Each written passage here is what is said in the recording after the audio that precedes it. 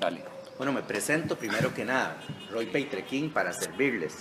El apellido un poco extraño porque viene de mi abuelito, que él se vino con un grupo de personas de Suiza, se vino a instalar aquí en Costa Rica, propiamente en Turrialba. No sé si han escuchado hablar de la Suiza de Turrialba, que lo colonizaron algunos suizos y por eso le pusieron ese nombre.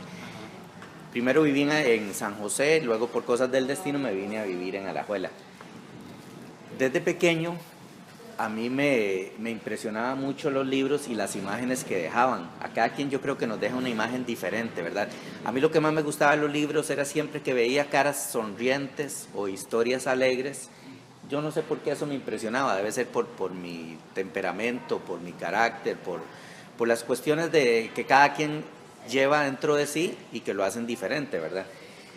Y recuerdo que desde niño me gustó escribir algunas cuestioncillas, más o menos las llevaba, pero siempre las dejaba por ahí, no las terminaba. Luego ya teniendo cierta edad, resultó que hay un sobrino mío, Alvarito Mora se llama, él era muy bueno para la cuestión del humor. Como él sabía que a mí me gustaba escribir cosas, me pidió que lo ayudara y él se metió en lo del aficionado Cristal. No sé si recuerdan que era un concurso a nivel nacional de un montón de personas talentosas que venían a exponer sus ideas y el ganador iba a un viaje a Corea-Japón, al Mundial de Corea-Japón.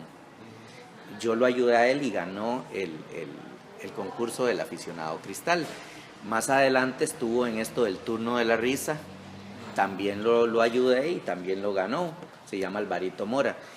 Yo estuve entonces metido por un tiempo, como bien les decía Steven, con algunos humoristas y resulta que muchas de las cosas que escribía a ellos les gustaban.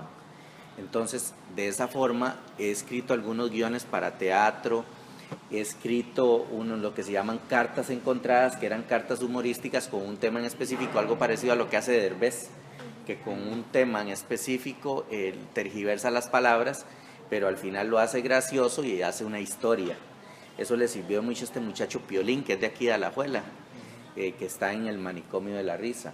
A mi sobrino algunos le sirvieron para teatro, a Juanca Galindo algunas las utilizó para televisión, incluso estuvimos en un programita que él tuvo un tiempo y algunas de los escritos, de las ideas que yo tenía, él las utilizó ahí.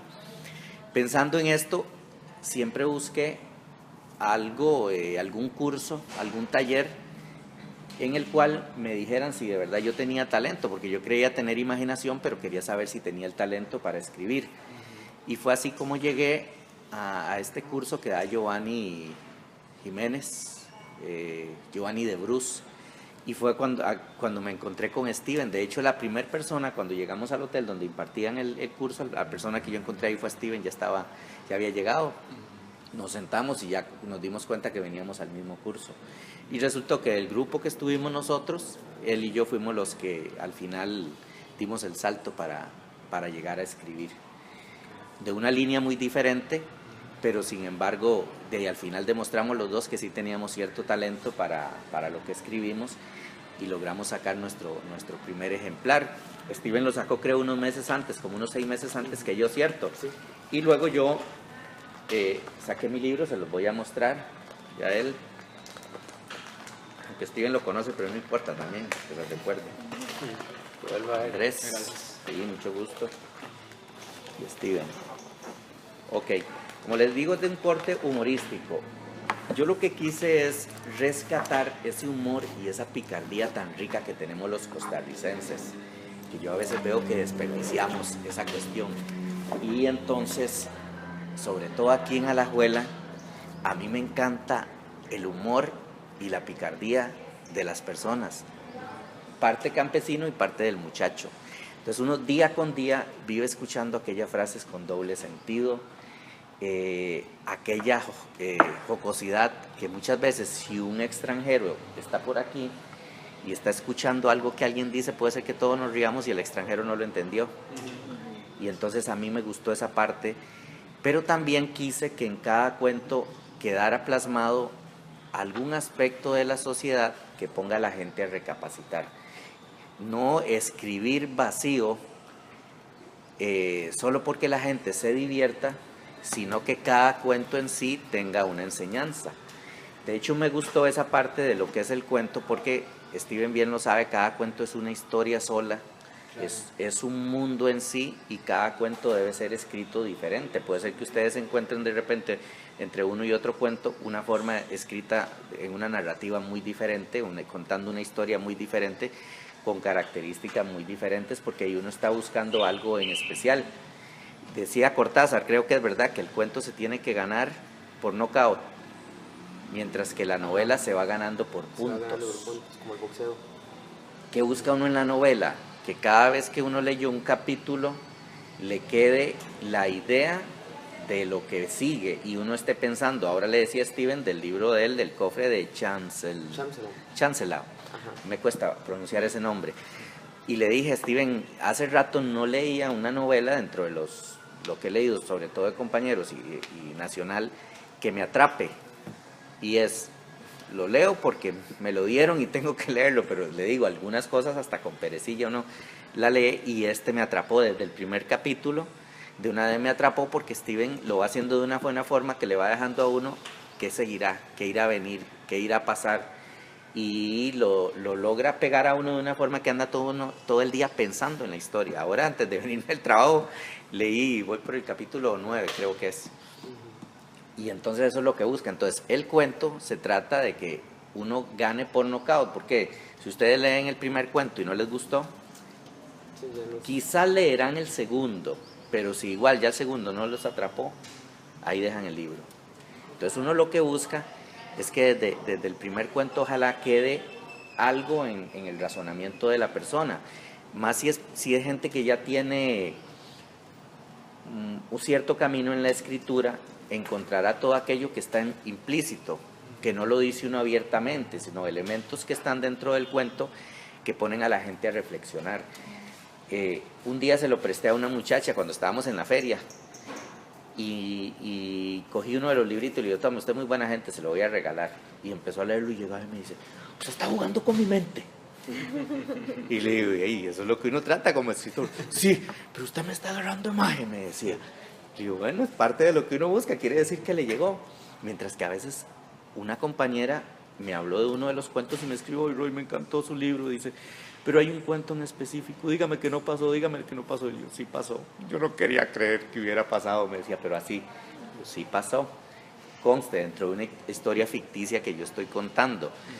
Y entonces ella dice que sintió sobre ese personaje, sentía que lo aborrecía. ¿Qué pasó con el cuento? Quiere decir que despertó un sentimiento en la persona, y eso es lo que yo quería como escritor en ese momento. Puede ser que sea un personaje que uno quiere que despierte simpatía, amabilidad. Por ejemplo, ahí tengo un cuento de ese tipo bonachón, de los pueblos, que ellos no son del todo normales, pero que todo el mundo los quiere, y que son gente que usted acostumbra a ver dentro en la comunidad, a veces con rituales muy, muy seguidos. Ese que carga siempre bolsitas y lo que se encuentra lo anda cargando, con sus propios dichos que sabe que le cae bien a la gente, y aunque uno los oiga todo el tiempo repetir esos dichos, a uno le hacen gracia, o a cualquiera le hacen gracia. O el personaje que hizo algo que es de aborrecer en la sociedad. Entonces, al fin y al cabo, aunque los cuentos son de humor y de picardía, pero lo que pretenden es dejar la reflexión en cada lector.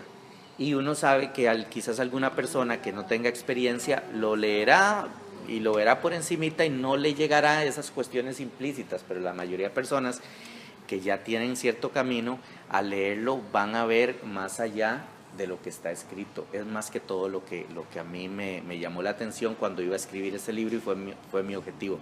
De hecho, desde el mismo título me gustó ser como muy tico. No sé si ustedes oyen que el tico para todo es permítame decirle, o permítame tal cosa, sí. O le dicen a mamá a uno, permítame decirle que mientras usted viva en estas 4 paredes se dice lo que hago yo. Siempre utilizamos ese permítame. Entonces yo quise desde un principio usar un poco ese vocabulario tico del permítame, contarle. Es como pedirle permiso al lector para que lea el libro, pero haciéndolo de una forma muy tica. Dentro del libro hay 3 cuentos en específico que tocan un poco del costumbrismo costarricense, la forma de hablar del campesino y un poco del idioma de cómo habla el campesino, las palabras cortadas y esa cuestión. Entonces metí 3 cuentos. Hay uno que es un poco ese vocabulario más campesinesco del pasado, y otros 2 que es un poco más a la actualidad, pero igual, con el humor. Y es bonito porque a veces dentro de la polémica, cuando yo presenté estos cuentos, habían unos compañeros que decían, pero es que un campesino hablando, por ejemplo, ahí habla de ¿cómo se llama?, de Thalía. Y entonces el mismo profesor defendía y decía, es que ustedes creen que el campesino es tonto, el campesino no es nada tonto, el campesino es muy inteligente, tal vez es que no tuvo la forma de poder estudiar, pero eso no quiere decir que él sea ignorante. El campesino conoce de la actualidad, de todo lo que sucede a nivel nacional o internacional. Y digamos, en ese cuento en específico está plasmado eso. Entonces, volviendo, haciendo un resumen del libro, es propiamente una forma de ponerle a la gente picardía y diversión, pero tratando de hacerlo con el humor que utiliza el costarricense, que en mi opinión es muy rico, y yo no quise desaprovechar para ponerlo en mi libro. Son en total 17 cuentos, y lo que trata es propiamente de esa cuestión que les acabo de narrar. Dentro de lo que les hablo, no sé si ya ustedes les gustaría comentar algo, preguntar algo, o incluso hasta podemos leer algún cuento. Yo tengo un comentario. Eso que decía antes, yo pienso que por medio de la lectura, como con esa picardía que se dice comedia, se pueden tocar temas serios de una manera más fresca. O sea, tal vez la gente no quiere tocar ese tema, pero si uno se lo meten de una manera, métese en un juego, si uno se lo conversa, se lo hablan de una manera muy casi como que da gracia, entonces uno deja que la persona le hable, entonces ya puede meterle un tema más grosso de esa manera. Sí. Por ejemplo, yo tengo uno que es mi favorito, que dice Juegos y más juegos. Ajá. Ese habla del adulto mayor y el abandono que se sufre, pero de una manera tan tierna y entretenida que usted no lo ve como que le están hablando de un problema. Sí. Entonces es esa capacidad que tiene, ¿verdad?, el humor de reflejar, de contarle a uno los problemas, pero sin que usted sienta que le están hablando de problemas. Entonces lo hacen ver cosas que uno... Entonces eso es como el aporte. Sí, no es igual que algo te lo diga un político o un humorista, ¿cierto? Exactamente. O que alguien te cuente la cruda realidad. Me encanta eso que dice Steven, porque es precisamente lo que yo les narraba, la diferencia entre una persona que sabe de escritura y el que no lo sabe. Yo lo metí, y es una simple frasecita que dice eso, el abandono, y alguien lo puede leer y no darle caso y no darse ni cuenta de que yo quise dejar implícito el abandono, de que el anciano está sometido en estos tiempos. Él, como escritor, lo logró ver y lo logró captar. Y entonces, en ese cuento en específico, aunque es gracioso y aunque se va al realismo mágico en algunas partes, pero al final deja esa enseñanza de que sí, pero el anciano es abandonado de una u otra forma. Yo puse una de las formas en que es abandonado, ya encontraremos diversas en la sociedad, pero en el caso específico de lo que cuenta Steven, propiamente era lo que yo quería dejar con un poquito de humor, quería dejar como enseñanza en ese cuento, ¿verdad? Exactamente así. Ahora, son varios cuentos, ¿verdad? ¿Cómo logró construir esa recopilación de cuentos? ¿A partir de experiencias propias, de historias de otras personas? Ajá. Vieras que hay de todo un poco, Andrés. En el diario vivir, uno a veces empieza a conversar y empezamos a hablar de un tema en específico, y nunca falta alguien que diga, ay, como le pasó a mi amigo, y sí, cuentan una historia. Yo traté que la mayoría de cuentos sean originales, pero también en algún momento quise utilizar la historia de alguien para, a mi manera, narrar una historia quizás paralela, no la misma, pero una historia paralela, y que al final involucrarle algo de la sociedad que dejara una enseñanza. Entonces no es exactamente como alguien lo diga, sino es tomar una historia de que alguien narró en un momento y cogerla para mí y darle yo la forma que quiera, incluso a veces una simple frase. El último cuento que yo tengo aquí se llama La plata está en la calle. Eso es, sí, es un compañero de nosotros de trabajo que siempre nos decía, Bueno, chiquillas, a vestirse rápido, dice, y a trabajar, que la plata está en la calle. Ah, no, a lavarse todas el culito, que la plata está en la calle. Eso decía, chiquillas, a lavarse todas el culito, que la plata está en la calle. Y le digo, Mauricio, ¿esa frase qué es? ¿Usted la leyó algo? No, simplemente Jan Heredia, dice. Hay un más que todo el tiempo decía, bueno, chiquillas, a lavarse el culito, que la plata está en la calle. Y digo, eso tiene que escribirse un cuento. Entonces, de una simple frase, yo empecé a pensar, que es lo que hacemos la mayoría de los escritores, ¿cierto, no, Steven? Y es, de esta frase, ¿qué historia puedo sacar yo? Claro. Y ahí salió la historia. Entonces, de una simple frasecita, la historia que salió es totalmente original. Entonces, como bien preguntas, Andrés, puede ser que de un cuento yo coja ese cuento, lo transforme a mi manera, le involucre algunos elementos y haga una historia. Puede ser que sea una simple frase. Puede ser, y me ocurre mucho, que yo vengo en mi moto, que por cierto todos los días paso por esta calle, yo trabajo en Desamparados de Alajuela, y mientras voy en la moto, a veces se me viene un pensamiento, y voy dándole, y cuando llego al trabajo, ya hice un esquema del cuento. Entonces llego al trabajo, cojo una hojita de una vez y pongo lo principal. Pero se distrae, Sí, eso es fatal, tenés razón, y muchas veces me pasó cuál era la idea. Yo tenía una idea para un cuento buenísimo, iba a salir un buen cuento, cuál era, y se me fue, montones de veces. Pero me he dado cuenta que si yo lo llevo y no lo dejo y no lo suelto y lo escribo, aunque sea solo los elementos básicos, claro, y hago un esquema, al final ya lo tengo y sé que en cualquier momento puedo llegar a escribirlo.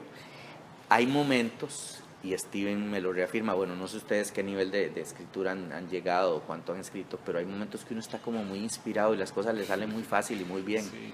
Y hay momentos que uno está súper torpe. Sí. A mí me ha pasado que a veces en una pequeña frase así me ha llevado quizás hasta 45 minutos, una hora, y le empiezo a dar vuelta y yo, no, esto no está bien escrito, y le digo, y no, eso, y no estoy a gusto con la idea que quiero dar porque no estoy utilizando las palabras correctas.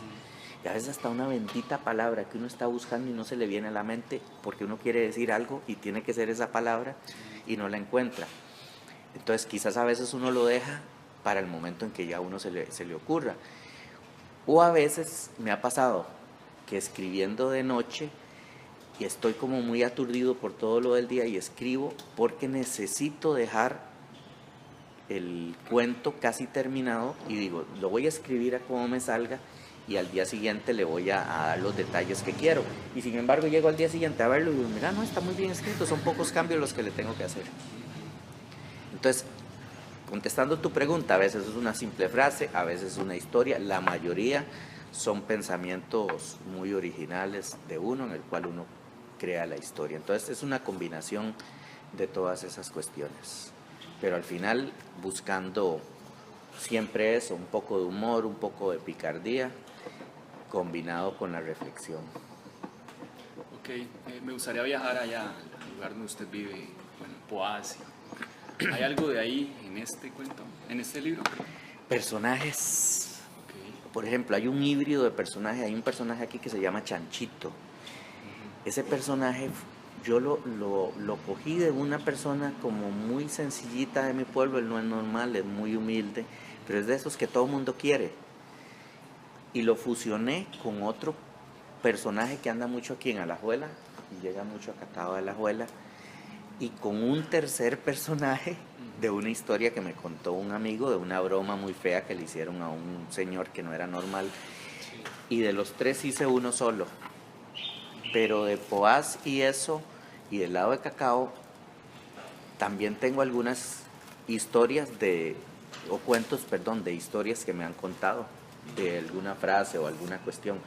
A mí me hace gracia que la gente ahí es como muy avispada y de repente te cuenta algo muy gracioso y uno dice, qué lástima, sí, qué lástima que eso se pierda, qué lástima que eso no lo logre alguien documentar para que otras personas puedan recibir la gracia o hasta la picardía que encierra un cuento. Pues yo en algunas formas he cogido, digamos, de Cacao y de Poás, historias que he visto o que me han llegado a contar, o historias que son comunes entre la gente, que alguien hizo, como dijo Julio, Julio es el personaje propiamente que te digo, que conozco de ahí de Carrillos de Paz. Como dijo Julio tal cosa, y por allá lo oigo de otra gente, y por allá lo oigo de otra gente, y digo, mira qué bonito, aquí sabemos que hay un personaje que ha hecho algo y todo el mundo lo comenta, pero resulta que eso nadie lo había documentado. Pues yo cogí una frasecita de Julio y la metí en un cuento ahí, y creé ese personaje que te digo, es como un híbrido de varios personajes, y lo hice en uno solo. Entonces sí hay un poco del lado de Poás. Hay de Cacao de Alajuela que me han contado. Ahí menciono en algún momento el Parque Central de Alajuela. Hago un cuento y pongo a la persona ahí, Río Cuarto, cuando eso era de Grecia. Entonces ahí dice Río Cuarto de Grecia. Y esa es una historia casi verdadera en muchas formas. De verdad nos pasó a mí. ¿Se llama el cuento, Río Cuarto? No, se llama Arriba en la Lomita, es el segundo cuento. Ese cuento, Steven es testigo. En Semana Santa el profesor nos dijo, bueno, ahora en Semana Santa ustedes váyanse, y de algo que a ustedes les suceda en Semana Santa yo quiero que ustedes hagan un cuento.